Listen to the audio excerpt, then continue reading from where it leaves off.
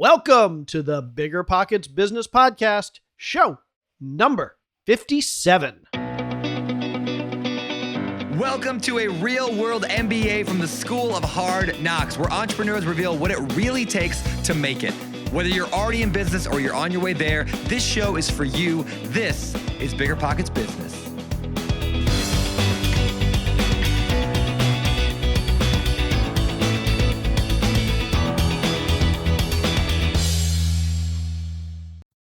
Hey there, everyone. I am Jay Scott. I am your co-host for the BiggerPockets Business Podcast, and I am here again this week with Mrs. Carol Scott, the amazing, the wonderful, my beautiful and lovely wife. How you doing today, Carol? That was about the sweetest intro ever. Thank you, honey. Oh my goodness. Listeners, guess what? Today, as of 1 hour ago, literally an hour ago, our boys finished online learning for this year. Oh my gosh, there are no words.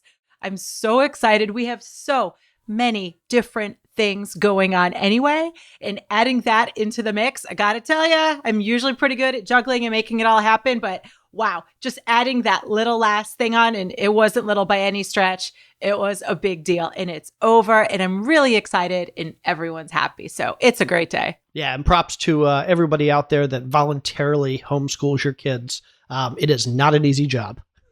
That's right. And of course, since we're on the topic, and thank you to all the amazing teachers out there. We already appreciated you tremendously, but these past couple months have made you even more of rock stars. So thank you. Yep, absolutely. Okay. Enough. Let's get to the show. Yeah, we have an awesome show today. We've got Tim Shiner with us. Tim he's a Renaissance man. He has patents. He has businesses.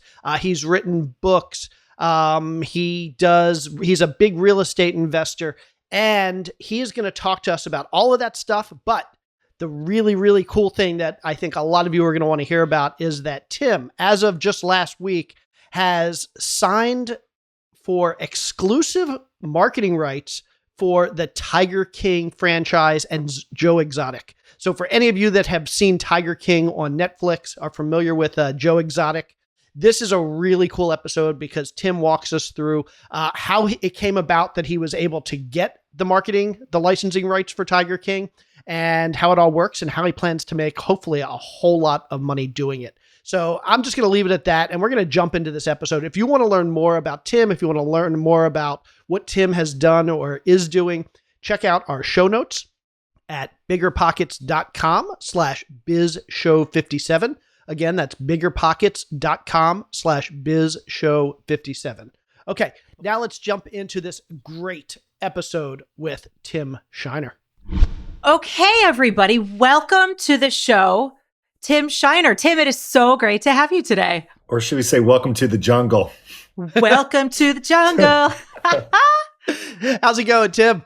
Oh my God, we're going to have a fun show. I am so looking forward to this. So you and I are like kindred spirits, although you've done it so much better than I have. I have people constantly asking me we own lots of businesses. We have lots of revenue streams, everything from like real estate to we own racehorses.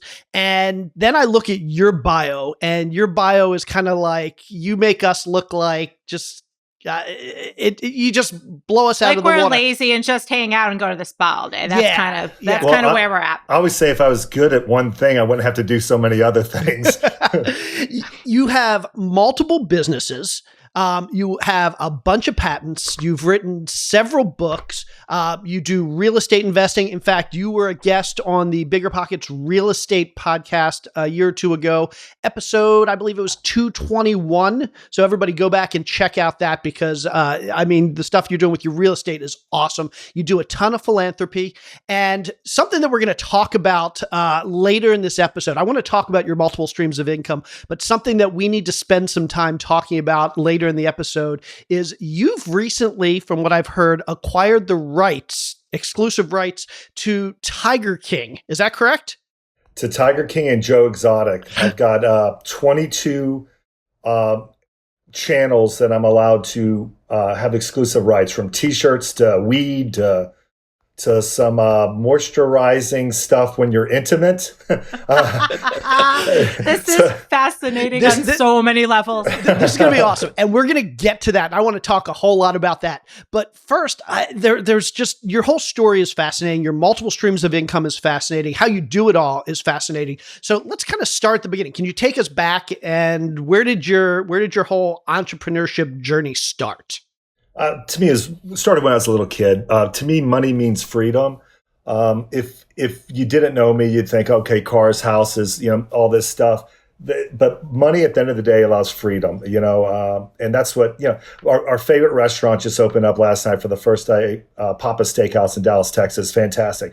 And so Crystal, my wife, and I walked in there, and we handed $2,000 cash and said, divide it up amongst everyone that's here. The back house, the cooks, the waiters, the waitresses, whoever, And it's just, if you don't have money, you can't do something like that. And talk about coming out of the gate strong like that. So I've always been a scrappy kid. My mom joked that I'm the only kid that could go to the store and come home with money and stuff, legally, So it just, I read a great book on Sam Zell. He's top 150 richest people in the world. He's out of Chicago. He's a real estate guy, commercial real estate guy. And what he calls himself is a professional opportunist. And I'm like, you know what? I'm going to hijack that because, we alluded to the Tiger King thing, but did I wake up one day and think, hey, I want to be part of this thing? No, but I'm a professional opportunist, and the opportunity's there, and it makes sense because it works with some other things that I have going on with revenue streams. So it's always been there. I was in corporate America for a little while, long enough to realize I didn't want to be there. I was a sales guy for Honeywell. And about 21 years ago, I started my own business. And we talked about it a little bit off air, but the business I have is a rep firm, repping security equipment in the alarm industry, but it's not a sellable business because it's typically the owner that has the relationships, and then you've got a bunch of salespeople. So that's how I got into real estate. I started taking the profits from that business and parlaying it into high-end single-family residences. And then, Carol and I talked about it a little bit, but then from there, we allow our renters to leave by tearing up the lease and buying a house from my wife. Not our house, but another house. And we talk about that on BiggerPockets 221. But my point is, most people are like, oh, I'm just going to be a landlord and I can't do anything else. Or, oh, I'm too busy to own real estate. Well, I believe you can do it all. So we got this rep firm that's throwing off cash. We bought 23 high-end rent houses, but then we realized people were leaving because they have 750 beacon scores and they shouldn't have been a renter. So instead of boo-hooing about it, we're like, how can we be an opportunist and how can we make a revenue stream from that? And so we actively promote every holiday. They get some gift on the doorstep and actively promote. If you buy from me, you can tear up your lease for free. So that's a stream within a stream, and that's just kind of like, what's that movie where Haley Osment sees dead people or whatever? I see revenue streams. I know you and Carol do too. Yeah, and it's funny because I often use that exact same term. I call myself an opportunist, and it's one of those things that if you open yourself up to opportunities, if you don't put blinders on, too many people they say, this is what I am. I'm a real estate investor, or I am a restaurateur, or I'm an author, or whatever it is, and they kind of put those blinders on, and then you miss opportunities. And I like to tell people, don't call yourself a real estate investor. Call yourself an entrepreneur. Call yourself a business owner, because just by using that broader vocabulary, you get more opportunities that come in. People hear, he's an entrepreneur. Great. I'm not just going to talk to him about real estate. I'm going to talk to him about businesses. I'm going to talk to him about patents. I'm going to talk to him about books. And when people think of you as kind of a broader business person and entrepreneur, those opportunities just kind of come into your life. I loved how you said you walked into a restaurant yesterday and you just started throwing cash around. Yep. A lot of us think that, I'm sure there are people out there that will listen to that and say, oh, he's just trying to be a big shot, blah, blah, blah, blah, blah. But I've heard your story. I know your story, and it's different. You are really, so I'm going to guess there are kind of two goals here. One, you like to help people. I just looking at your background. It's in my DNA. Yeah. And the other thing is, there's also a benefit to you. Let's not lie. Nobody does anything just for the altruistic factor. There's a benefit there. People are going to remember you. People are going to think positively about you, and it's going to help you build your brand. It's going to help you in the future. Is that right? It is, but I've done every crappy job in a restaurant. I've been a cook, a busboy, an expediter, a waiter, a bartender. So, I'm sure a lot of people understand that they make very few dollars, waiters and bartenders. Yep. Hourly, they rely on tips. And then the other thing is I just like the karma of it all. I mean, who knows? Let's say there's 50 people and they each got $40, or 40 people and they each got $50. Who knows what that's going to do? Is it a bouquet of flowers for someone's wife or girlfriend? Is it buying a kid something? Is it paying a bill? I mean, is it, oh my God, I barely had enough gas to get to work? I don't know, but I love the energy of that. I mean, you throw that out there. Absolutely. And it inspires those people to do it. And that positive karma just travels farther than you ever imagined. So that $2,000 stretched much farther than even that original. That's actually the second restaurant we've done it to. So that's really cool. Yeah, we did it to another place that opened up sooner. So, but back to what you were saying, Jay, I've got this, like when I try to explain to people what I do, I feel like I'm on an episode of American Greed because I can't give them a straight answer. But it's just because there's so many different ones. So I got this metal business card. I know most of the people are listening on audio, but it has my name and phone number on the one side. On the back, it has everything that I'm currently into, which, this is already obsolete. And so to your point, people with that metal business card, they're going to keep it. They're going to remember it, and they're going to realize this guy's more than just the alarm security rep dude, which I don't even understand what that really means, and a real estate investor. And plus, I mean, I know you guys were prolific flippers. Everyone just assumes that you're flipping houses when you say you're a real estate investor. So totally, I spend the next 7 minutes explaining what I'm doing, and then the reason why I'm on these real estate podcasts is I'm the Antichrist, because I'm not buying a piece of crap house and making $100 positive. I might be negative, but I'm banking on appreciation. So then they're like, oh, he's a riverboat gambler. He's a loose cannon. He's bubble mentality. So then I get to fight all that. But, I think you probably saw it. I think it was yesterday or the day before. It showed that the median house price in America went up 7%. Well, if you happen to have $13 or $14 million worth of that, which is roughly what I have, that means you just made $1 million passively. So whether I made $100 positive on a house or not, doesn't matter. I mean, everything's positive now, but in the beginning it wasn't. But what I always say, and I think you guys would agree on real estate, there's a zillion ways to play it. And I don't begrudge anyone for doing any which way. I just know the way that works best for my personality. That's awesome. Okay, so let's go back a little bit. So you were growing up and you knew you wanted to kind of do your own thing. And so tell us about like that first business you started and how you got started and what led you in that direction, and kind of give us the origin story of Tim Shiner. Well, some parent's son invented a pacemaker or some stent or something great to save lives. I invented a koozie to keep people's beer cold on a golf course. To the smart people, mom that can brag at a cocktail party what their son invented, I invented a koozie. So, I know most people are listening, but basically the to-go cup shape that's tapered at the bottom. A long, long time ago, koozies were big and foam and wouldn't fit in a boat or a golf cart holder or anything like that. And so I was golfing in Texas, and it was really hot. And the beer cart girl was like, hey, I'm not going to be back. I'm not going to be back for 3 or 4 holes. And so she made this rigged up contraction to ice down another beer while we had a beer. And my thought, that's my cue, my go-to. When I see something rigged up, I'm like, one of two things. There's a solution I don't know about, or there's not a solution. So that's how I look at things when it's rigged up. Instead of saying, man, this is rigged up, I'm like, either I don't know about it or there's nothing. And so then I was paralyzed by the fact of, what do I do now? I've got this idea in my mind. And then I was in San Antonio on a sales call, and I stopped by a 7-Eleven afterwards, and I saw the first to-go cup in 7-Eleven with the tapered bottom. And I'm like, oh my God, I'm like procrastinated this idea, lived in my head like a lot of us that have ideas for 1.5 years. And now I'm like, I got to get going. So I was selling glass break detectors in the security industry, and there's a gentleman that invented it, and he made a lot of money off royalties of me selling it. His name is Al Yarbrough. So I go to Al, and Al's kind of like MacGyver. Al can do anything. I mean, if you're stuck on an island, you want Al to be there because he can get you off. So that sounded bad. He can get you off the island. Holy cow. I mean, just kind of foreshadowing the Exotic Joe scenario coming down. I can't, that's a little teaser there. So, and if you're wondering if I've called Carol Scott Baskin yet, yes, I have, off the air. Many times. We started with that. But anyway, I go to Al and I said, hey, Al, I got this idea. And Al's like, oh, I can do that. And he's real soft spoken. Yeah, I can get that done. Okay, yeah.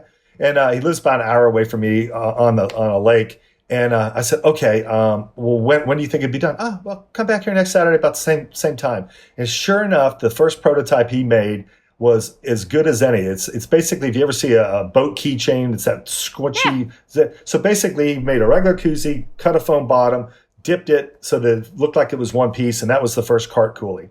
And that kind of got me going. While I was a sales guy making good money, that was my side business. And what I realized is now you can write off cars and meals and trips, and all of a sudden, instantly, by having a side business, my lifestyle went really up fast. When I hear people that have wife and kids and stuff that want to quit a job and start a business from nothing, I'm like, tap the brakes, build something on the side. It takes a little while for it to grow. And because I consider myself a good sales guy, people kept asking me to do shirts, hats. And because I was such a great sales guy, I kept telling them no for about 3 years and missed all that revenue because I wanted to sell this obscure unicorn of a product, this koozie, the cart coolie. And so finally I wised up and started selling all the promo stuff. And just it blew up into a thing called Go Logo, which is a large promotional products. And because I have a large promotional products business, when my attorney that's representing Joe Exotic, I always get that back. Joe Exotic had a contract go across his desk. It'd be 3 weeks ago today that they wanted to do promotional products. They remembered, like Jay and Carol said, hey, wait a minute. Tim owns a promo company. He owns a lot of different companies. They called me up and said, hey, man, are you interested in taking on the promo piece of it? And so then it took 2 weeks. We inked the contract last Friday. And then I was on a bus to Washington, D.C., the Free Joe bus Monday morning, and took my 18-year-old son, who's a senior in high school, but since school is COVIDed out, he got to see that. And what he said, and he owns a social media business, and he's a little entrepreneur, and his goal is to be a millionaire by the time he's 23. He's worth about $200,000 at 18. He's a sharp kid. But I said, hey, what did you get out of all this? He goes, that things could get big really, really fast. And it just opened up his mind to and he's a big thinker. It opened up his mind to how big stuff can be. So that was kind of cool. I'm sorry, I didn't mean to interrupt, Carol, but I really want to say one thing because I think this is really important. So you mentioned earlier, and I have the same problem. People ask you what you do and you don't know what to say. I'm a business owner, an entrepreneur, a real estate investor, whatever. But you've described yourself a couple times as a sales guy. And what I find is a lot of people who kind of do a lot of different things. They do, I don't know if you want to call them side hustles or just multiple businesses or multiple revenue streams. A lot of the people that do that most successfully are really, really good at sales. Would you agree with that? And what have you done to kind of hone your sales skills? Well, if you think about it, we're talking about revenue stream. Well, how do you create revenue? Something's got to be sold. You know what I mean? So I was a really lousy sales guy. I was a good bartender. And so I thought if I hustled and had some good gab that I could be a good sales guy. And I didn't realize the old adage, you have 2 ears and one mouth, use them accordingly. And then I learned the key of asking questions. And I always say that the most valuable investment you have is in yourself. So the podcast, the books, the people you surround yourself with. And I've constantly invested and still do to this day. I mean, school's never out. In trying to learn and trying to be better. I read a book about the difference between a fact and an opinion. And that's about 5 years ago. And now every time I listen to something, I think, is that an opinion or a fact? You'd be amazed at how many things you just take as fact that are strictly an opinion. And so just stuff like that's a key component. I went to Karis Negotiation School about 12 years ago. And I'm like, I wish I would have done it 32 years ago because you had to role play the other side. I've always been a sales guy. I didn't realize the pressure of a buyer and where they give you scenarios like this buyer will get fired if they don't close the deal, or this buyer last bought something and it cost the company a fortune. So you had to play all these different roles. And I think one of the key things in life is empathy and seeing it from the other person's point of view. And so I think that being a good sales guy is bringing value before you ask for money. And empathy, trying to understand what they need out of it. Great. So bringing value and empathy are two of the big keys there, and two skills that we should always be working on no matter what our business is and how many different streams of income we're trying to produce. Is awesome. Yeah, I love it. Okay, so we're going to get to the Joe Exotic, but Right. there's still more of your story that's just so good. So you've invented something. You were a bartender. Yeah. You started a security business, or at least selling to security businesses. Yep. You have written a couple books. How do you? I get that, like, you like to do a lot of things. You like the multiple revenue streams. It's important. But the question I always get, so I want to ask you, is how do you handle it? How do you do time management? How do you handle having multiple businesses, multiple patents, multiple everything? All right. So I feel like you can pretty much put people in one of two camps. You either get energized by having a lot going on, or you get overwhelmed. And if you're an overwhelmed person, then this probably isn't going to work. The multiple streams, but real estate still could work because it's passive. But I get energized and I gain energy throughout the day. I mean, I just, having all this, like being on a call 2 seconds before this call about a guy in Washington State on the CBC, I don't know how to say it right, the CBC oil. CBC. To try to license it, Joe Exotic and Tiger King. I had 7 minutes before we were going to start. I'm like, man, do I have time for this call? I jumped on it. I'm glad I did. Now I know my next step with this person. And now we're doing a podcast. Someone else might go, you know what? I better make sure everything's set for this podcast. That's the most important thing today. And it is super important. But I'm like, if I could sneak in that one little thing, that one last thing, the one more thing. And then I got another thing I always think about. If I don't have time to do it now, when will I? So, I wrote in my book, and I'm a huge Rush fan, which makes me a dork. And makes me a chick repellent because girls hate Rush. Carol, Rush is a Canadian band that you would hate. Carol knows Rush. I'm dying because she's married to a huge Rush fan. There you go. I'm sitting back. I'm like, oh my gosh, I'm listening to my husband. This is crazy talk. Here's what's funny, Jay. I got the perfect follow-up gift, and I'll get back to the line and Rush. But when Neil passed, I was just devastated. So I made a bunch of T-shirts with the Canadian flag, 2 drumsticks, and with a knuckle that had tattooed PERT on it, with the 2112 star on the back of it. And all I did, had about 50 of these. All I did is kept it in the back of my car. And whenever I'd run into someone who's a Rush fan, I just give it to them. You think I give them $1 million? So that's my follow-up gift to you. But if you remember in the song Free Will, and I was very young, I was probably 15 when I heard the song, there's a line that goes, if you choose not to decide, you still have made it. And so I think about it all the time. These people are like, oh, well, I'll get to it, or I'm not going to do it, or I'm going to start real estate investing later, or what. Don't kid yourself. You just chose not to do it. We are kindred souls. I love that. And I love the fact that you said to yourself, I'm going to create this thing and I'm just going to give value to people. I meet a Rush fan. Here you go. Take it. Yep. I'm not asking for anything in return. I'm just providing value. And you saw an opportunity, a niche. And it's kind of like, and I often use the term, you like to plant seeds. Yeah. And it's kind of, if you plant 100 seeds every day, 6 months from now, even if 1 or 2 of them take hold, there's a couple new revenue streams. There's a couple new relationships. There's a couple new partnerships, whatever it is. And so constantly planting seeds. And again, not saying I'm just going to plant seeds in the real estate world. I'm going to plant seeds everywhere because that's where the new opportunities come from. Absolutely love that. Totally. And I want to piggyback on that a little bit and just mention, I think your choice of language around the fact that you're a professional opportunist is so powerful in that for exactly that reason, right? Because when you talk about that, people, like you said, they start talking to you about their ideas, about those things that have been sitting in the back of their mind that they haven't necessarily jumped on and figured out a way to do it. And then once again, that gives you an opportunity to partner with them to see where another stream of revenue might come from. So it really is all about putting that karma out there, putting that energy out there so that it all comes back to you full circle. Exactly. It's, I look at this stage, I'm 54. At this stage of my life, I'm like, I want to spend my time mentoring someone and we're in a group called Biz Owners Ed, which is just amazing. And we help a lot of business owners. But if you mentor someone, that's a gift that keeps on giving if they can take a couple of things. So that's worthy of your time because you created a stream, down the road. Like my screen printer, Josh Randall, he came down to Dallas about 10 years ago and he's a hard worker. His hair's on fire. And I said, hey man, you're going to be 40. one way or the other. You can either be 40 with a bunch of rentals, or you can be 40 without a bunch of rentals. And now he has over 100 doors. And now his son, Joshy, he's 12 years old, to be 13 in a couple days. So I had options on Caesar's Palace because Carl Icahn started taking a big stake in it. And I just had a feeling it was going to get bought out. It's just everything lined up because he owned the Tropicana before that. He likes the casino space. So I made a bunch of money on Caesar's Palace options. And so I took 100 of that and bought a Ferrari, but I also gave Joshy $4,000.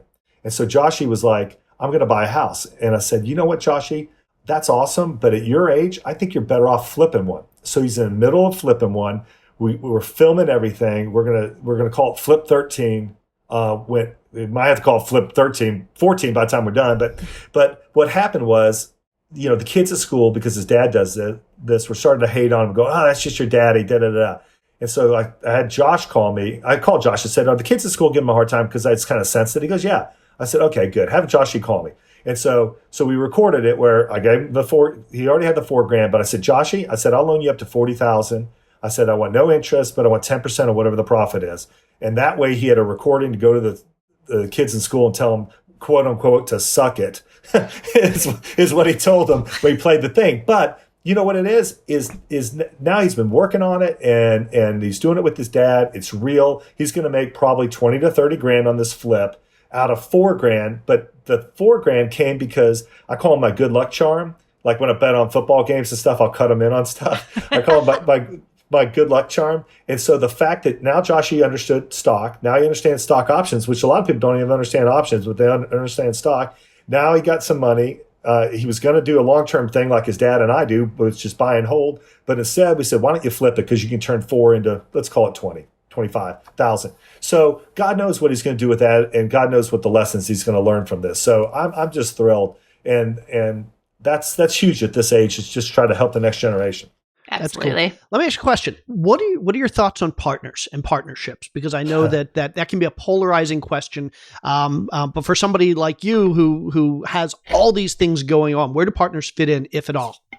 It's funny because, my wife and I, Crystal, and I talk about it that we're not good with partners typically because, I got an 80-year-old friend that goes, hey, partnerships are great as long as you're going to have to do 70% of the work. That's like his little saying. So if you're going to go into a partnership, just do it. The other thing, I catch people all the time going, hey, my partner and I, we're going to buy our first house. I'm like, hey, don't kid yourself. You now own half a house. And you own half a house with your buddy and his wife. And maybe they get divorced, the new wife that you've not met and he hasn't met. So you kind of got to look out for it. But I will say on this Tiger King thing, I did grab someone, Tyler and Lisa Anderson. I grabbed them because they are better at social media than I am. And where we live, their neighborhood has the CEO of Denny's, 7-Eleven, Yum Brands, and someone that has one of the biggest Halloween costume. So he has better relationships with those people than me. And I wanted him to have a vested interest in it. So where I say grab partners is if there's something you're lacking, whether it's equity, then you need a partner. Expertise, then you need a partner. So I don't have a problem with it. Most people probably have a better personality for partners than me. So I'm a do it type of guy and do it and ask for forgiveness later type of guy. So I'm probably not the best guy to be a partner with. But in this instance, they had something. And quite frankly, Tyler, if I tried to cut him out of this thing, he's so on the Tiger King, he'd be sleeping on my front porch. I mean, there's no way I could leave him out of it. But the other thing he brought to him is, we're in talks with Barstool Sports, and they a couple times this year they've had 1 billion views on something that they've created. That's massive. And so because he's addicted to Barstools and he's younger than me, it's right in his demographic. And sure enough, we had a call with the licensing guy from Barstool yesterday. And what was interesting about him is he worked for Damon John and Fubu when it was nothing for 21 years. He's been with Barstool for 9 months. So that's pretty cool. That came out of this. I'm having a call after this. I mean, Jay and Carol, you're number one, but I'm having a call after this with the marketing manager for Dierks Bentley and Luke Bryant because they've got the rights to a 6 series of all the footage on Joe Exotic. When it was Joe Exotic TV, they're retaking that tape that JT Barrett has and creating a whole thing on that. So, I mean, that's crazy. So fun. Okay, Like, so many ways. So let's officially dig in. Yeah, Come on, let's dig in. Let's officially get into this. So, for anybody out there that's been living under a rock for the last couple months, can you tell us what is Tiger King? Okay. Hey, there's probably the listeners know better than me. I watched it like everybody else, but we've got this exotic homosexual cowboy with a gun, with a mullet in Oklahoma, that raised exotic cats. And then he had a feud with Carol Scott Baskin. Carol Scott Baskin. Carol Baskin. Hello there, all your cool cats and kittens. There you go. Down in Florida. And then you got a rift, and trust me, I love animals as much as anybody. Then you got a rift between Carol Baskin in Florida, who allegedly maybe might have lost her husband somewhere forever. I don't know how to say that without getting sued. And so our whole thing is we're focusing on the Joe gear. We've got the rights to Joe's likeness, Joe Exotic, and Tiger King. We got the rights to all of that. And so you got this crazy thing. It was Netflix #1 show for a while until some people got on a thing and weren't allowed to have sex. And then that thing went to #1, whatever that show was, that dethroned the Tiger King. But so I just view it as I've got this promotional business, and maybe Joe is 7 minutes in his 15 minutes of fame. But then, Nicolas Cage just signed on to a Ron Howard movie where they're going to do his Joe Exotic movie. Those are two pretty big names. So maybe this thing will have legs. I don't know. But I look at it and how all opportunists should look at it. I look at this is my Trojan horse. Would Barstool Sports take my phone call if I said I wanted to print them T-shirts? Probably not, right? Would Denny's, would 7-Eleven, would all these people? Probably not. So you got this unicorn of a thing at a moment in time. So you use that to give them a new revenue, and hopefully we'll do like we always do and provide such great service, such great value that after this is done, that hopefully for decades later we can have business with whoever the Joe Exotic gives us an introduction to. Okay, but I need to know, how did this come about? Like, how did you get involved? You mentioned that like you control certain, and for all the people out there that don't understand how licensing works, you mentioned that you control certain marketing streams or certain types of products. So, what was the backstory? Like, let's say I want to do something like this. Where do I start? I think you got to be really nice to a lot of people for a long time and not realize where it's going to come back to you. Because one of my long-term friends is for 30 years is like he's the exact opposite of me. He's such a wonderful person compared to me. I mean, he doesn't drink, doesn't do anything wrong. 56-year-old, a nice attorney. Like if you come to him with something and it's not in your best interest, he's just like, you know what, you're better off not doing this. I mean, most people would take the money. He's just a great human being, and so. He's always in shape. He's played soccer with this guy named Francisco. And Fran is the guy that's on Hannity, that he's an immigration attorney that like literally will say anything to get people going bonkers. And so Francisco Hernandez, so he'll go on Hannity and go, all right, we need to give all illegal aliens $100,000 and pay for their kids' college, and just watch everything blow up. He does it on purpose. You know what I mean? So then we got a guy named Eric Love, AKA Big Juicy. And he's this bigger than life Texas guy wearing Texas shirts, ripped off sleeves, tatted up, sweetest guy you ever want to meet. But like, if you judge the book by the cover, there's no way this guy and I are going to get along. But we are fast friends. And so what he used to be was an investigator in the private security. He was private security for Warren Buffett. And when he resigned from Warren, but go online, look it up. But when Warren Buffett was, when he finally had his last day, Buffett goes, hey, in front of a big group, I'm going to grant you one wish. What do you want? And so what Eric Love, Big Juicy, asked for was Warren Buffett's wallet. Not the money in it, not anything. So Warren Buffett took the $5 cash that he had in it, his black Amex, his voter card, his ID, and his American Express. Oh, sorry, black Amex, sorry, said it. And gave Eric the wallet. And what Eric said, and he didn't know, this he's put on spot, he's in front of 200 or 300 people. What Eric Love said was, I just like the energy of having the wallet of one of the richest men in the world. How cool is that? Awesome. So we'll call him Big Juicy. So Big Juicy comes over for breakfast. He gets up way early. So I cook him breakfast at 7:30. comes over, we meet each other, and we realize that Fran vouched for me, Jim vouched for me. He's like, "You're my guy." And so then we wrote up a contract. We gave them money, and Joe's husband Dylan and Joe get a piece of the proceeds. I signed an NDA, I can't tell you, but they get a handsome chunk of Joe whatever Exotic we create. and his husband get a piece of the proceeds. So, Yeah, absolutely. so is that who you bought the rights from? You bought it from Joe Exotic, so he owned the rights to. He hadn't already sold it to somebody else. He hasn't. He owns the rights to himself and his likeness, and so I wrote an initial check, and then there's a revenue share in perpetuity. I have 22 streams that I thought I'd be good at, but I also wrote it to be fair that if I don't create any money from that by November 1st, that right reverts back to him. I don't want to squat on something that I'm not performing, and I'm the one that put that in there because I don't think it's fair. But I also have the right to have first right of refusal on any new stream. So, so just for the people that don't know, that haven't watched the show, Joe Exotic is sitting in prison right now because alleged, or actually he was convicted of plotting a hit that didn't go through on somebody, Carol Baskin. And so how did you negotiate with him sitting in prison? So here's the thing. He's in the Tarrant County prison right over here. That's the county that Fort Worth, Texas is in. And they're on lockdown because about 50% of the prison has COVID. And then Joe's in isolation, which has probably been a godsend so he won't catch it. So he signed over the power of attorney to Eric Love. And so what I have on my contract is the old power attorney, a lady by the name of Ann out of the Northeast, Eric Love, Dylan Passage, and Joe. And so we docu-signed everything except for Joe. It had to be delivered to the prison and then delivered back out. Got it. Okay. So that's how that went down. And trust me, I mean, I'm not trying to act like an expert about all this. I mean, I'm learning as I go, but like anything, you just work real hard and you try to be fair and see their side and then see your side, and you can put a deal together.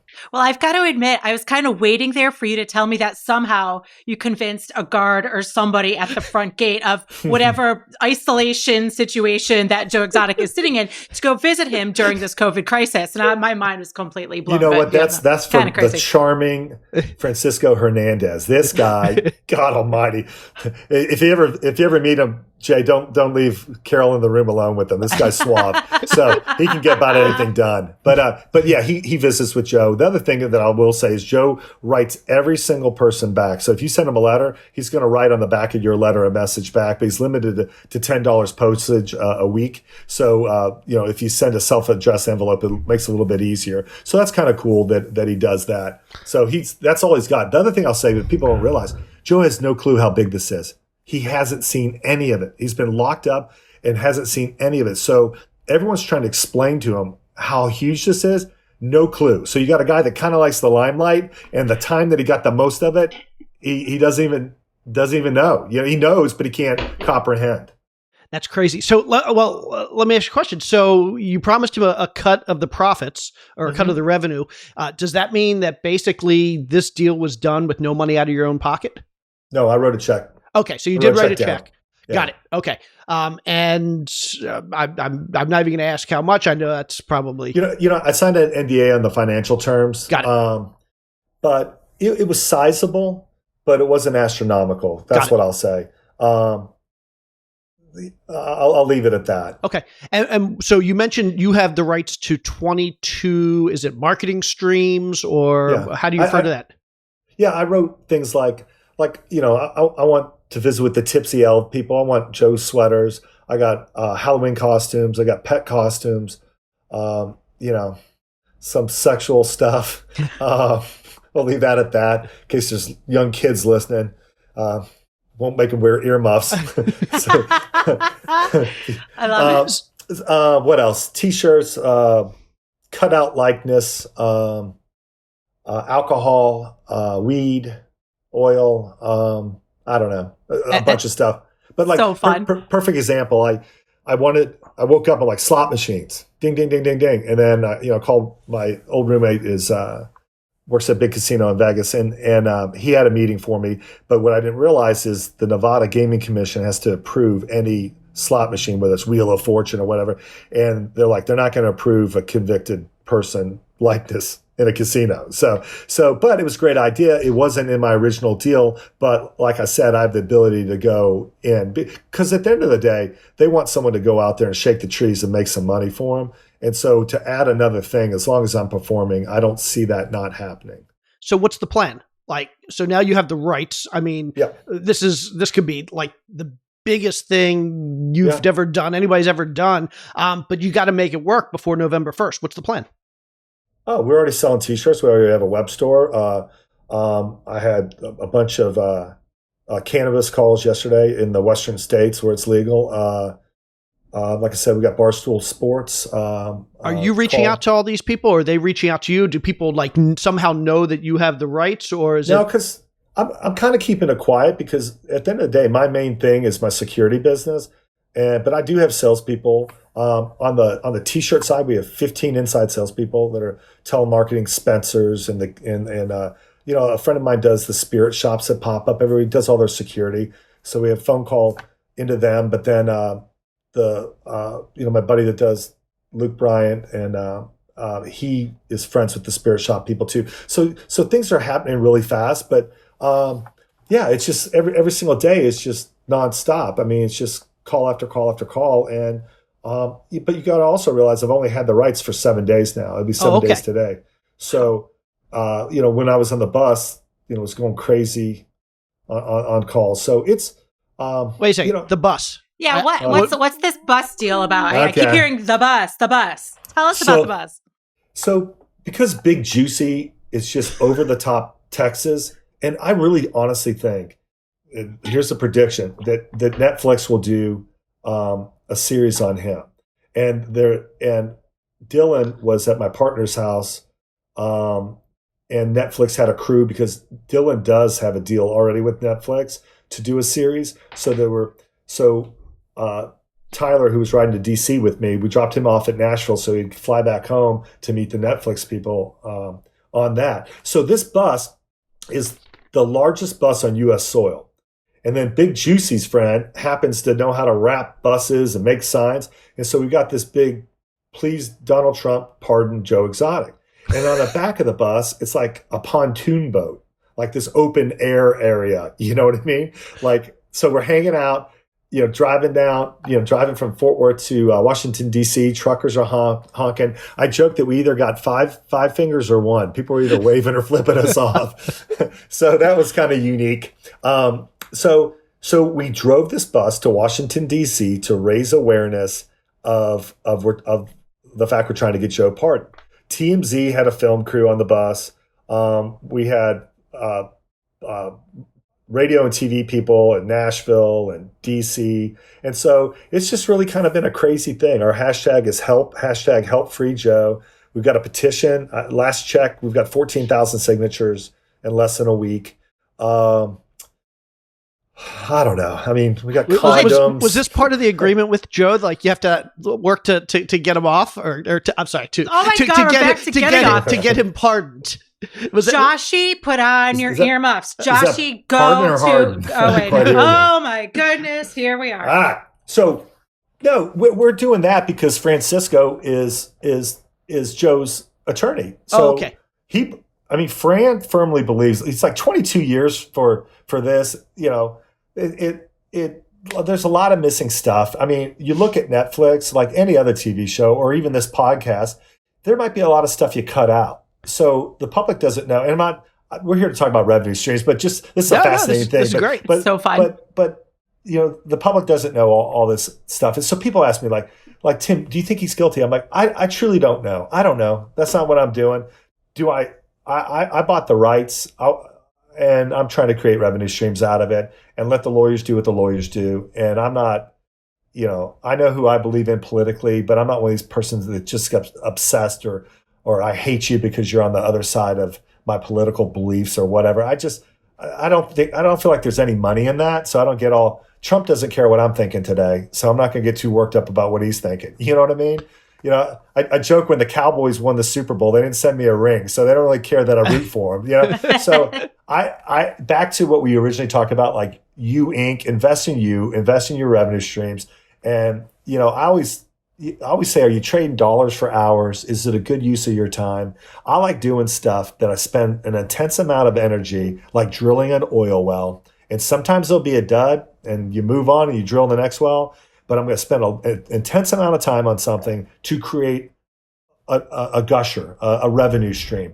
And that's how I look at stuff. And this just happens to be a timely, unique, weird time and culture opportunity. And I'm going to run with it until it doesn't have any legs. Yeah, you have to jump on that. And it's just so fun to think about this really all originated by, in your words, not inventing a stint to save people's lives, but by inventing a beer koozie to keep people's beverages cold on the golf course. It all snowballed into this through all those multiple contacts, through all that energy you put out there, through all these different entrepreneurial ventures. Here you are riding the Joe Exotic Tiger King bus with TMZ. I mean, come on, it's amazing. Amazing. So my wife is the classiest, sweetest fireball. She's a Southwest flight attendant that doesn't fly anymore. But just imagine that type of peppy. Sure. And she's always says, stay classy, not trashy. Classy, not trashy. You know, like our poor kid. If I grab one of our kids up here and go, hey, what does mom say? Trashy, not classy. You know, I'm sorry. Classy, not trashy. See, I can't even say it right. So I always say, and I'm sure y'all think this way too, I think some people are transactional and it's like a checker. You jump their checker, you get their checker. I like to think of being an entrepreneur as chess. It's more strategic. There's a few moves down the road. And I don't care if I make money or like giving out Rush t-shirts. You know, I don't care if I made a nickel. We'll see if something comes from it. It really doesn't matter. But when I told my wife that I wanted to do this, she's like, oh my God. And she's like, don't tell anybody. and I said, hold on. I go, you know, typically there's a few moves down the road. I said, I want to ride this time out so that our promotional products business gets larger after this is done. Or I'm going to meet someone along this winding road that's going to spring me to another way, another direction. And so then she took a deep breath. She goes, okay. Well, okay, if you're looking at it like that, you know, because she just doesn't want to be a part of a carnival.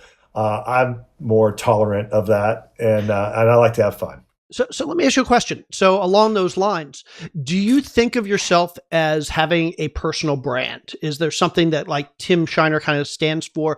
And do you work to cultivate that brand? Or is it, I'm going to do what I'm doing and I don't care what anybody thinks? Because I know personally, I run into this issue a lot. There's a lot of things that I would probably like to do, but it kind of goes against the J. Scott brand that people think about. How do you deal with that? So thank you for asking. That's a really important question because other than LinkedIn, I'm not on any social media, and I do it on, and my son has a social media company where he third parties that for people. But the reason being is I want to focus on what I need to get done, and I know it's a great way. And trust me, on the Joe Exotic, we had 5.5 million views in 48 hours.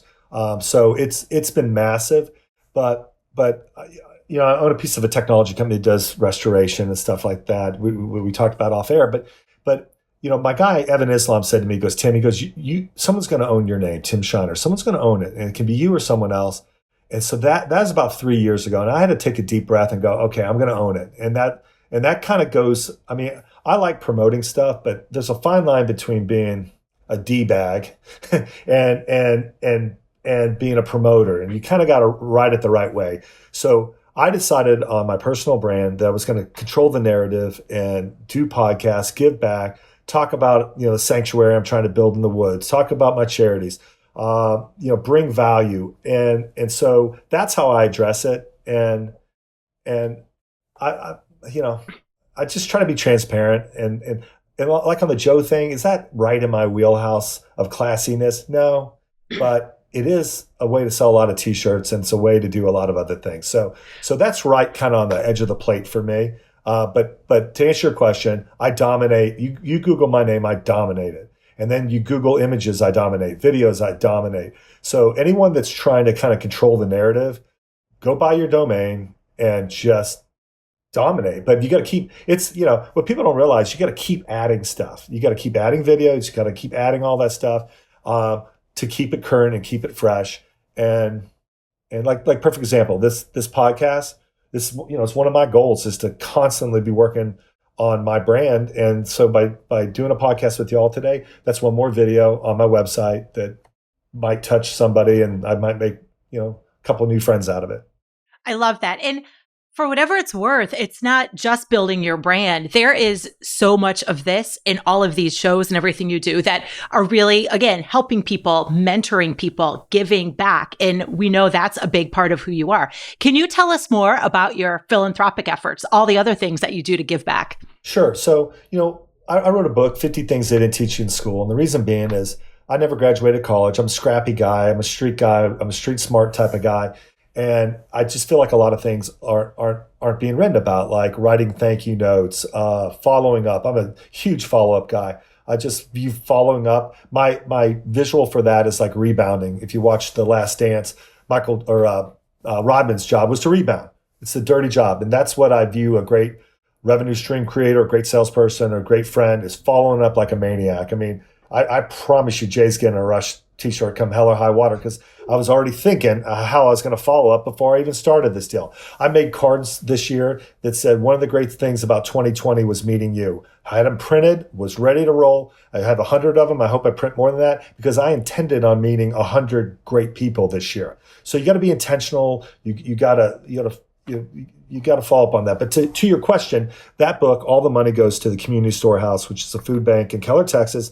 But more importantly, there's a lot of food banks. They also have a dignity closet, because if you're the poor person, you're probably the hungry person. And unfortunately, you might be the smelly person. And so whenever we have a party at our house, we'll crack great bottles of wine, but we ask people to bring deodorant, personal hygiene products. So that way you don't have the opulence of great food, great wine. You have the humility of bringing something there. And if I've got friends from all walks of life. And if you can afford a bar of soap, come on in. If you can afford a case, come on in, So that's the first book. And then BiggerPockets, I was in the foyer meeting with Mindy in Denver, secretly because I was trying to sell them t-shirts after I did my podcast, which didn't happen. They sold me on no. I didn't sell them on yes, apparently. So anyway, I was sitting in the foyer. I'm like, how did all this happen? And Kiyosaki's books were great. And when I ran out of Kiyosaki's book, I read Kim, his wife's book, and I realized, oh my God, a female thinks about this investing in an entirely different way than a guy does. And I'm like, oh man. So I decided, because so many people, they probably come up to you too and go, okay, hey, Tim, I'm on board, but my wife's not. Or a wife goes, hey, my husband, he doesn't want to fix a leaky toilet. So you get all this back and forth where the couple isn't unified on the mission of owning rental properties. So Crystal and I wrote a book where guy perspective, girl's perspective, guy perspective, girl's perspective. And it's my wife hates rental properties, and 100% of that money goes to Safe Haven, which is the women's shelter in Fort Worth, Texas. So I'm one of these guys that if I wrote a book, hopefully it'll help you, but I sure as heck don't want to make a nickel off of it. I would much rather that money flow through me to the charities to help other people. It's just, keeps on going down the line. I keep thinking that maybe I'm blessed because I'm not a dead end street, that I'm a flow through entity, that if it comes into my life, I'm going to try to get it on down the line. And the final thing I'll say is, don't take yourself too serious. There's someone richer or poor. Everything that you have, you can't leave the planet with it. And if you happen to be on the ladder of life and there's someone a rung below you, help pull them up. And hopefully someone a rung above you will help pull you up. And, just don't get too crazy about it. I absolutely love that message. And that was said absolutely perfectly. Okay. So before we jump into the last segment of the show, the 4 more segment of the show, I just want to ask, is there anything else in the works that you want to talk about, or anything we should be following up with you, or are you basically full speed ahead on the Joe Exotic right now? No, I mean, nothing will ever be 100% because that's just not how an ADD person operates. You got to have a new shiny thing all the time, right? So a couple things that are kind of cool. One is I helped raise money and we just got bought out by ADT. It got announced a couple of weeks ago. Congrats. Of this. Congratulations. Thanks. This is a neat deal. Can kind of talk generically in the terms, but basically we got a chunk of money and the investors basically got 4 times their money. But then we also got a chunk of stock options individually that we have 10 years to exercise. And then we also have a rev share twice a year for a decade. And so my part of it was I wanted to sell to a publicly traded company because I wanted Yes, I wanted the money. Yes, I wanted the rev share, but I also wanted, the triple play of getting the stock options too. So that worked out really good. But what's neat about this product is when 3G goes away, Carol and you can go to Verizon or AT&T, take your phone in and upgrade, and you're ready to roll. But your alarm panel, your ATM machine, it can't. So you got to roll a truck. So let's pick on ADT. You got to roll a truck to all the existing accounts that are already paying you that think they shouldn't have to pay for an upgrade because they've been paying you $40 a month or whatever it is already. So instead of selling a new alarm system, creating new revenue, you're working on yesterday's challenges for a long, long time because you have so many of them, and scheduling and are you home and appointments and on and on and on.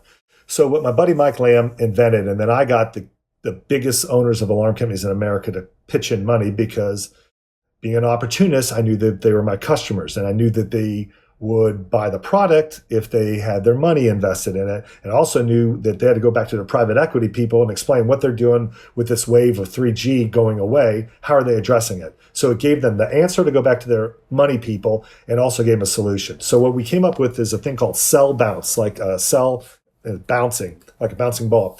And what Cell Bounce does is a mail-out piece that tricks your alarm panel so it thinks it's talking 3G to the nearest tower, which is our Cell Bounce module that's plugged in, looks like a Glade plug-in. And then when 3G goes down, it upconverts it to LTE, 4G, and 5G. So your panel is still talking to the 3G tower, and our device upconverts it. And that is a huge thing that we just did. So that was a fun deal. I didn't invent it, but I realized the opportunity, and I was instrumental in getting smart money into the deal. I love that. And I love So the cool. fact we didn't talk much about your patents, but you also have several patents. Yeah. You're an inventor. Yeah. So again, we didn't talk much about that, but it's just so multifaceted. Well, I'm going to give you, I know we got to wrap up, but I'm going to give you a couple things real quick. Yeah, absolutely. I invented a gun lock that ties into your alarm system. So whether you're pro-gun or anti-gun, everyone agrees that if a little kid's playing with one, we need to know about it. And so basically it's a little trigger lock with a combo code, but it's got a tilt sensor in it. So if your gun moves, you're going to be texted or called, emailed, alerted that your gun is moving while you're at work and your gun's at home. So that's kind of cool. Then I created a thing called water knuckles. So we had 3 people for various reasons that had to move out of their house because they had water damage. One, an air conditioner guy cut the line and it flooded. 2 others had leaks, and 28% of all insurance claims are water related. And so my wife, because, anyone that has a bunch of rent houses know that big T thing that you got in the back of your car that's so big that you never seem to have it when you need Water it. key. Well, exactly. So Crystal, we call them the Real Housewives of Westlake, this little area we live in, put bows on these tees and dropped them off on the porch of all her Awesome. real Housewives of Westlake, because these ladies have no clue what this thing is, and their husbands are probably like me. They're not very handy. So we did that. So I'm sitting there staring at it in my office, day after day, day after day. I'm like, why does this thing have to be so big? What do you really need on it? Kind of back to, if it's rigged, why is it? And then all of a sudden I realized you just need leverage. You need leverage. You need this special little U thing that goes on the valve. And so then I'm thinking, every kid I know, I wanted brass knuckles so bad when I was a little boy. I don't know why, but I wanted some. And so I came up with a thing called water knuckles, which is basically little brass knuckles with a short throw that can fit in your valve box, or a handy guy can actually keep it in his tool belt. And so water knuckles. So I'm looking to license that to a tool company or Home Depot or Lowe's. And I just got a utility and a design patent on it. But I'll tell you though, one other thing I'm tempted to do, I'm tempted to go on Shark Tank and go $1 contingent on licensing agreement, and we own it 50-50, because everyone else goes on Shark Tank and wants to haggle over a billionaire for 3%. And I know this isn't going to be my last invention. And what I consider success in life is who's willing to return your phone call. Yep. So if Mark Cuban's willing to return my phone call because I did something for $1 that was a rev share 50-50, that's priceless. So that's my angle. I've threatened to go on Shark Tank and offer it for $1. And then the cool thing that I got that I'm dying to license is, in the security industry, everybody wants a Ring doorbell, but your doorbell is different from where my doorbell is. And the tough thing is it's a number one go back because connectivity to your Wi-Fi gets a little bit bad and the doorbell drops off. They blame the alarm company. Now they're all upset. And the other thing people want is a Z-Wave lock. They want a deadbolt lock that they can remotely open to let somebody in their house. So what I did is I call it, when you're inventing, there's two things you can do. You can make a unicorn, something that's never been there, like the water knuckle, or you can make a Reese's peanut butter cup. And that's when you combine two things and make something new. And that's my analogy for when I'm like, is this a unicorn or a peanut butter cup? So what I combined was a Ring doorbell style doorbell with a Z-Wave lock all together because your deadbolt is at the same height as my deadbolt. So it's consistent, but more importantly, the Ring camera guts are already inside the house, so the connectivity to the wireless is easier. Plus, you're hanging one device instead of two devices. And so I want to license that to Yale or Ring. I'm in the process of communicating with both of them. And that's an example of I'm better off dropping it in someone else's funnel than going it alone. So that's the next thing I look at. Like on the gun lock, I dropped it into an alarm panel funnel. So then you got to ask yourself, am I better off forging, like William and Clark, or am I better off dropping it out someone else's funnel and letting it come out faster to the masses? So those are a couple cool inventions that I got going on. Wow. So cool. Everybody's always asking Carol and me where we find the time, but I want to ask you where you find the time. Just crazy. Love it. Love it. Okay. Well, this is the part in the show where we do our final segment that we call the 4 More, where we're going to ask you the same 4 questions that we ask all of our guests. And then we're going to give you an opportunity to tell our listeners a little bit more about where they can find out about you and the stuff you're doing. Sound good? Yep. Okay. I am going to start question number 1. So what was your very first or your very worst job? And what did you take from it that you're still using today?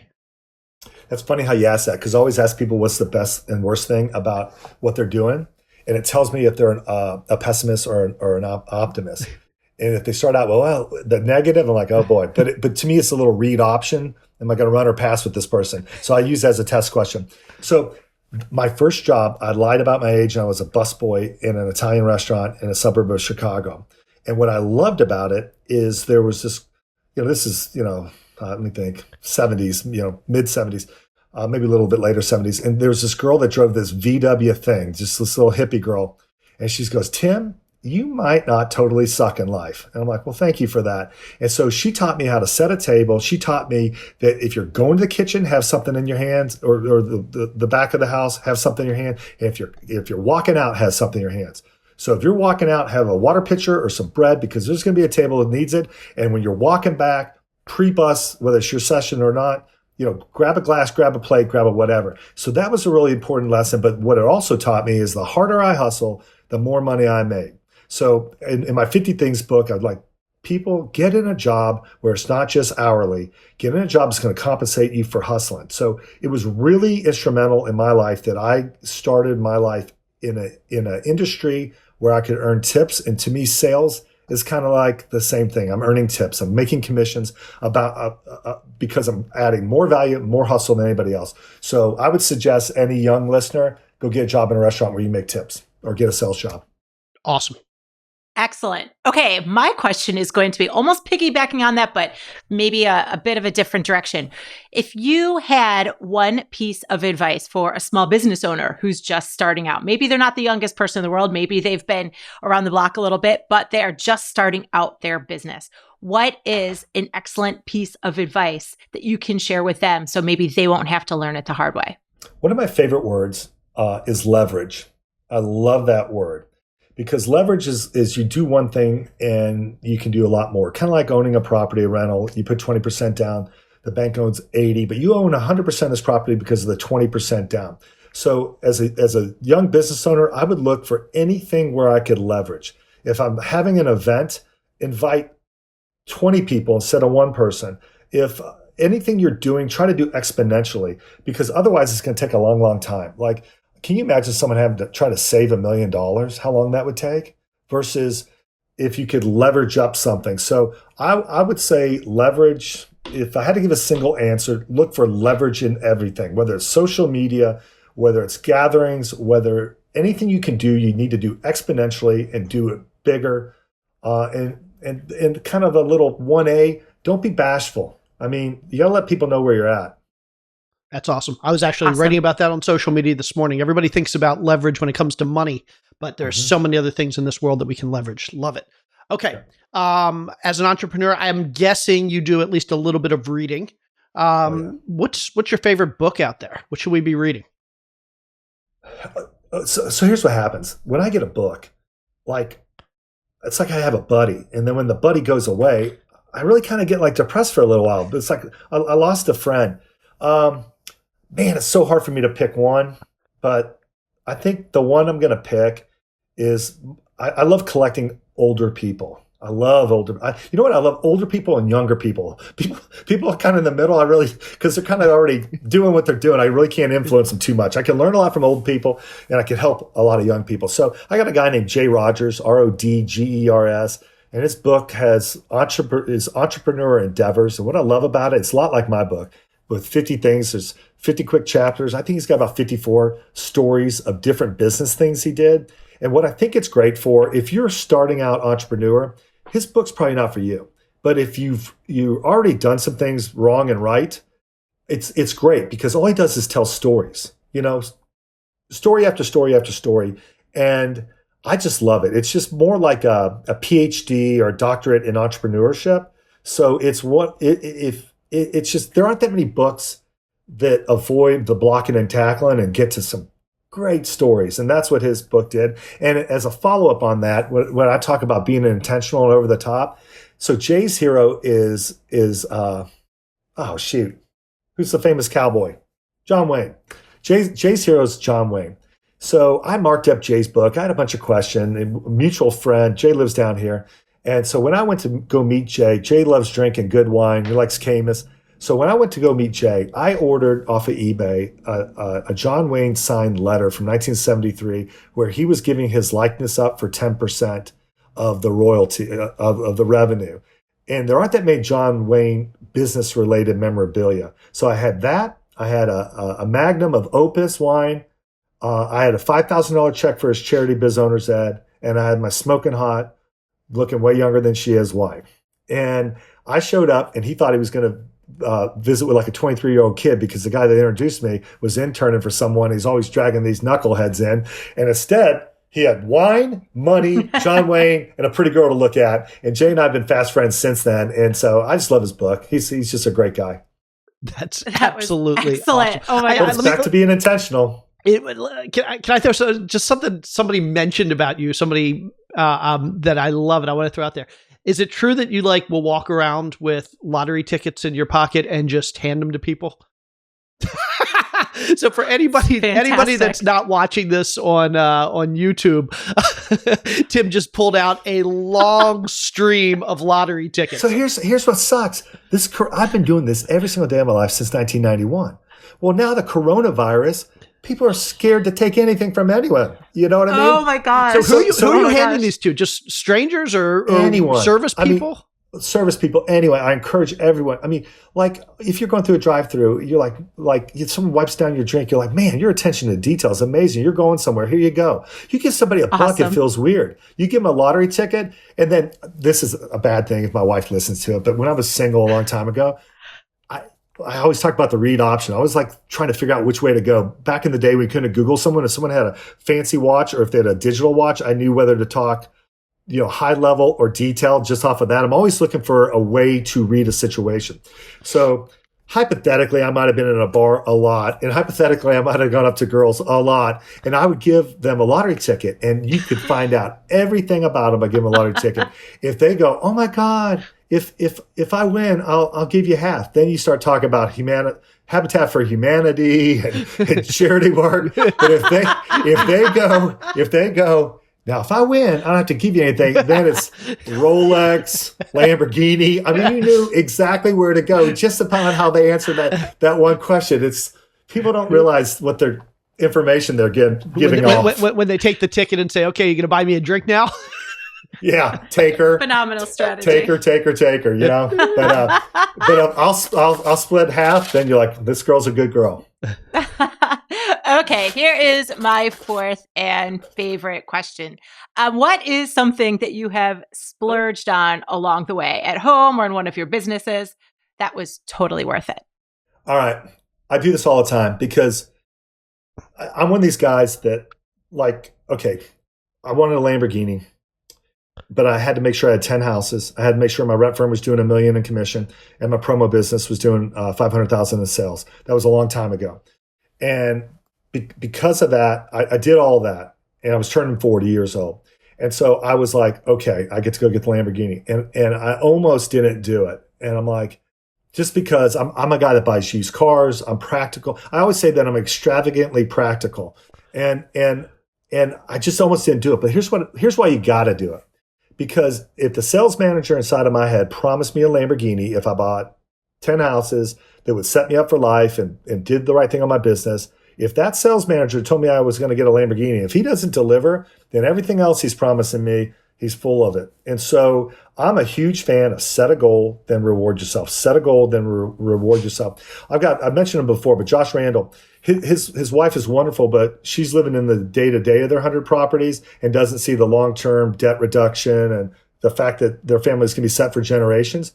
So I go to Josh, I said, Josh, would you spend $5,000 more for pretty much every house you're buying? He goes, yeah. I said, then you need to build that in, and you need to take your family on a vacation every time you buy a house so that it doesn't become a negative thing that you're buying houses. It's, oh, yay, dad bought a house.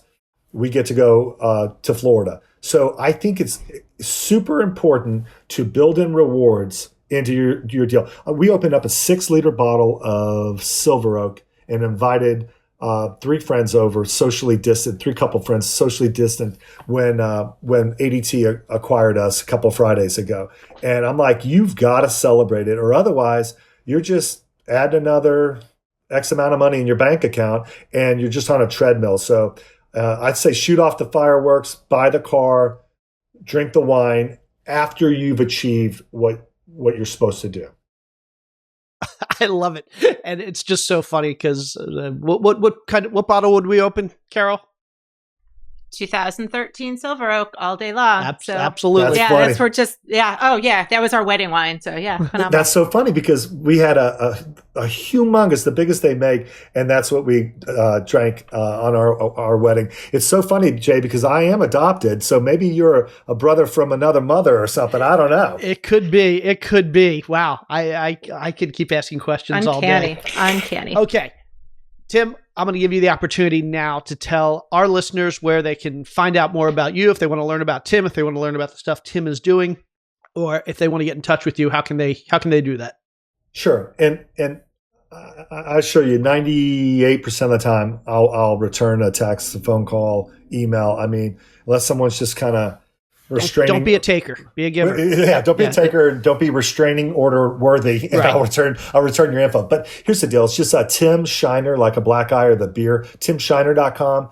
And I got some free stuff on there, like 25 Habits of a Future Millionaire is a poster that you can download for free. I love that for young people. It's just basically the 50 Things books condensed. All my stuff is there. The books. I mean, you just kind of hear the same thing over and over. I mean, it's just pretty much consistently try to help people and try to create revenue streams, leverage things, follow up. But all that's on timshiner.com. Like I said, I'm not on Facebook. I am on LinkedIn. And if I can help you with anything, like I said, if I'm a rung above you and if I can help pull you up, I just created this other thing that'll be on my website. It's called Millionaire Tree. And it's got the name of, anyone can print it off, but I've got names of people that I've helped become millionaire. And so it has their name, has the date when they became a millionaire. And if they think that I contributed, then I have them sign it. And so that's the thing going into the silver hair years of my life that I'll be the most proud of is how many millionaires I've helped create.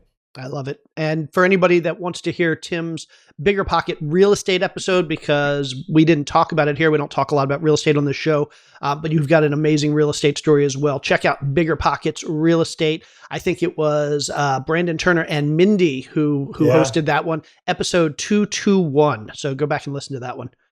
Tim, this was amazing. We could talk. I honestly, I could talk for hours more, but I know you are busy negotiating some cool Tiger King deals right now, so we're going to let you go. But thank you so much for joining us, and we look forward to appreciate both of y'all. Yeah, we want to have you back next year and hear about all the new and fun stuff you're doing. Thank you for sharing, and thank you for your expertise. Thank you so much. I appreciate you guys. Hey, send me your address, and there will be a Neil Peart t-shirt for one of you because I can tell the other one doesn't like Rush. So just like my household. I don't know too many women that like Rush. They don't. It's women repellent. If you've been to a Rush, I'm sure you've been to a Rush concert. There are literally zero women. Yeah, and everyone looks like they could fix your computer. Exactly. All right, guys. Cool. Thanks. Have a great weekend. Thank you so much, Tim. Have a great one. Bye-bye. See you guys. That was such a fun episode. And I know I've said this about other people before, but I think Tim and I are kind of like soulmates. We kind of had the same philosophy on business. We like the same wine. We like the same cars, even though I don't have one of those. He's just, he kind of does everything I want to do, but he's so much better at it. Oh, he was just phenomenal. And I love the fact that he refers to himself as this professional opportunist. And even more importantly, for me, I specifically love the fact that just giving back and being a philanthropist and teaching others and helping others is at the core of his being. Like, that is so massively important and speaks so much to his character. So thank you, Tim, for just an amazing episode. We all learned so much, and we wish you just so much success in all of your upcoming ventures. Yeah, absolutely. And hopefully he'll come back next year or in a few months, because I don't know about you, but I think there were so many more things we could have talked about that we never touched on. Because we kind of wanted to jump to the Tiger King stuff, but yeah, he's got a lot of really cool stuff going on. Agreed. So let's wrap this up, baby. Let's do it. Let's wrap it up. Everybody have a great week. Happy Memorial Day. If you're listening to this the day after Memorial Day, I hope you had a good weekend, and everybody stay safe, stay healthy. We'll talk to you soon. She's Carol. I'm Jay. Go plant some seeds and see what grows today. Ha, that was a good one. That was good. Yeah, I like that. Have a great week, Thanks, everybody. Everybody. See you soon. Bye.